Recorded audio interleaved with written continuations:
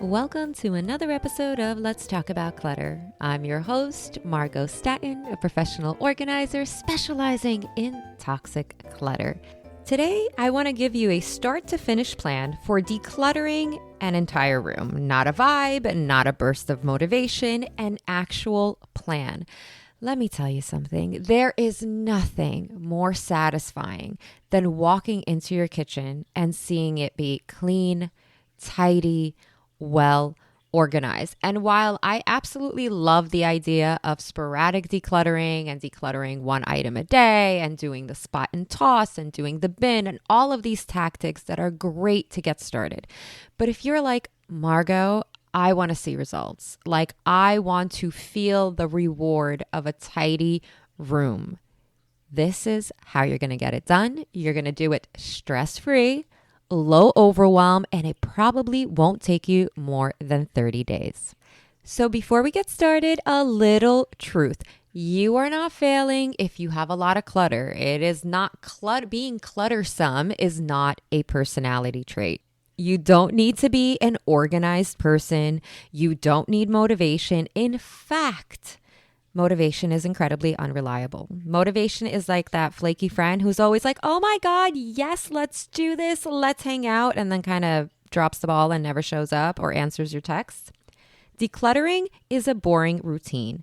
And I mean that in the best way possible because boring routines are what change your life. So if you're waiting to quote unquote feel like it, you're going to be waiting until 2047.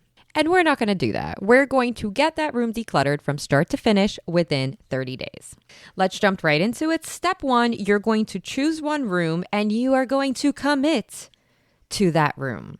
Not, I'm going to do a little bit in the kitchen and then I'm going to do a little bit in the bathroom and then I'm going to do a little bit on my wardrobe. Absolutely not. If you want to see results, choose and commit to only one room in your home.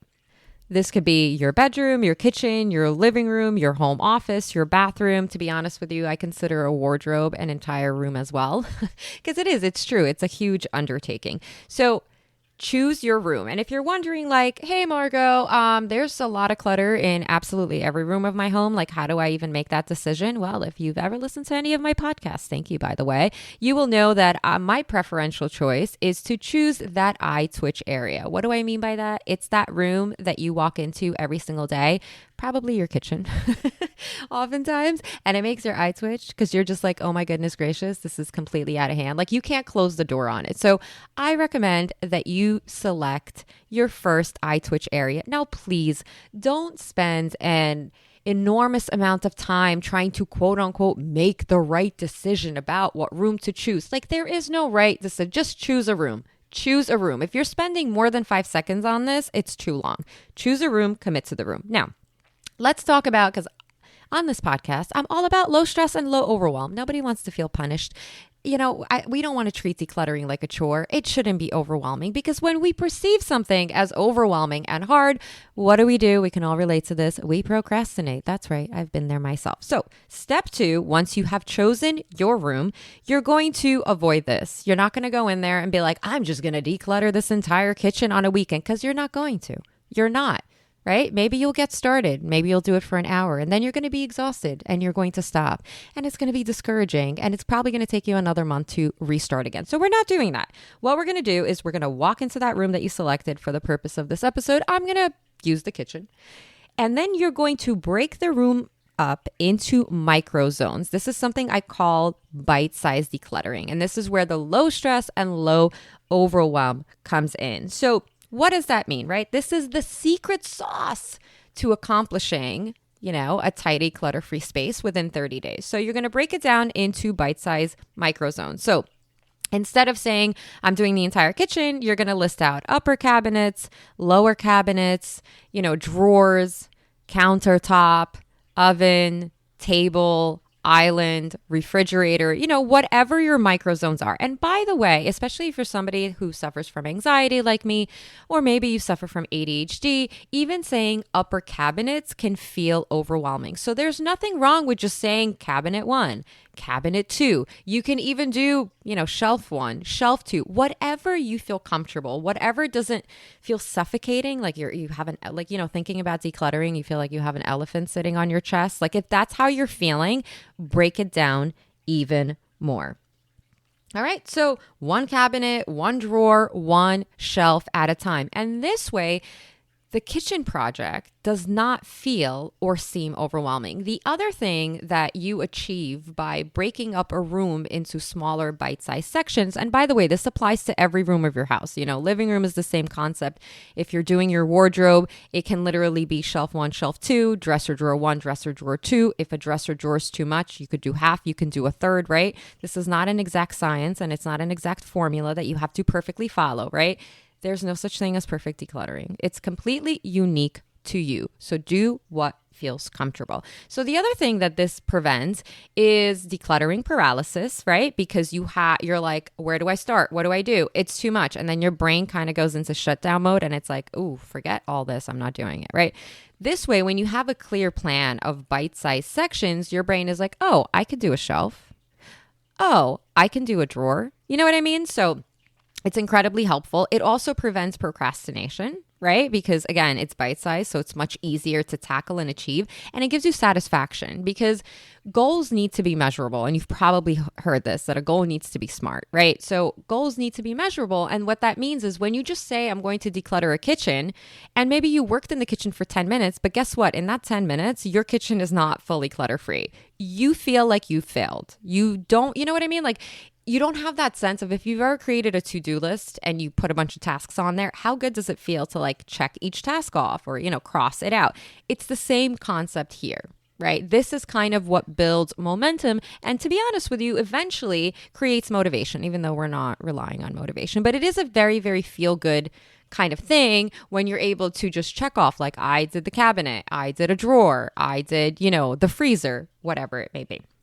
So bite-sized microzones is the way to go. And then, of course, what you're doing is you're tackling one microzone at a time.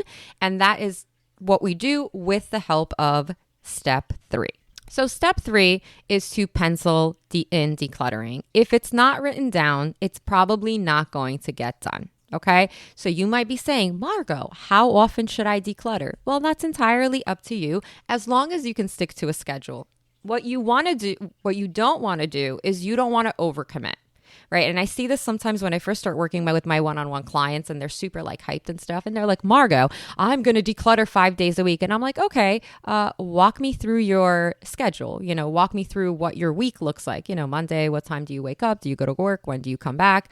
All of that stuff. And then I'll be like, okay, where does decluttering fit in 5 days a week? So unrealistic expectations lead to failure, lead to discouragement, lead to you giving up on your project. We don't want that, right? So we want to be very, very realistic in our schedule. So it's more about consistency. It's less about frequency. Now, with that said, the more often you declutter per week, the faster your room will be clutter-free, right? But with that said, if all you can commit to is once a week, 10 to 15 minutes, but you are consistent with your once a week, 10 to 15 minutes, that's great. It might take you a little bit longer than 30 days, right?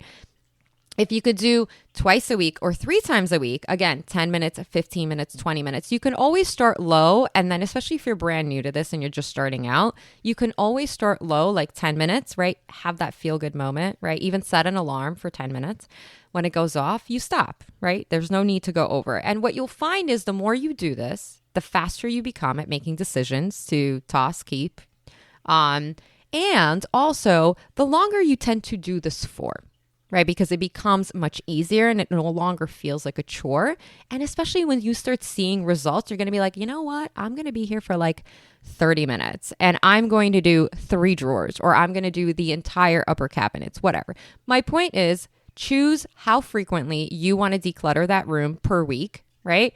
It's great if you can select days as well, right? So it's kind of a little bit more solidified. So saying, oh, okay, I'm going to do this, I don't know, Monday and Wednesday from 6:30 p.m. till 6:45 p.m., right? Have that schedule and then stick with it. And then just a little bit of quick advice on how you would specifically declutter a microzone. This is general, depending on what space you're working on. So if you've selected a drawer, for example, you're going to take everything out. And then you're essentially going to go through each item. And it's like, do I use it? Do I love it? Would I buy it again? And then something that oftentimes coaches don't talk about is, do I need it in this room? So I don't want to overwhelm, right? Because I love the idea of just keeping things simple and, saying keep, toss. And when I say toss, I mean trash or recycle. There's obviously also donate, depending on which room you're working on. But there's this idea of, do I need this in this room, right? So some of the items that you're going to encounter need to actually be relocated. So what I do ask, it's a very small ask, but it's going to save you some time, is that when you are working on a small micro zone and you encounter an item, maybe it's like a screwdriver that doesn't belong, or a pair of scissors, or mail, whatever it is, and it belongs somewhere else, do not stop what you're doing and go put it where it belongs. Because what happens is you kind of disrupt your momentum. And we don't want to do that, right? When you're focusing on decluttering, you're doing it for that allotted time, that 10 minutes of focus. So if it's an item that needs to be relocated, put it to the side. Once you're done with your decluttering session, then feel free to go in and relocate it. And then, of course, clean whatever that space is, right? If you cleaned out a drawer, probably hasn't been cleaned in quite some time. You already took everything out. You might as well give it a nice little wipe, right? And then put everything back. And again, same rule applies. A little at a time, go through each item, decide what to keep and what to let go of, what to relocate after the decluttering session. And you're going to find that you're going to get into this beautiful rhythm. And what you're also going to find, and trust me, I have helped thousands of women all over the world. What you'll find is it's always going to be difficult in the beginning. And the more you do it, the more consistent you are, the easier it becomes. All right, so thank you so much for listening. As always, good luck on your decluttering journey, and remember to be good to yourself.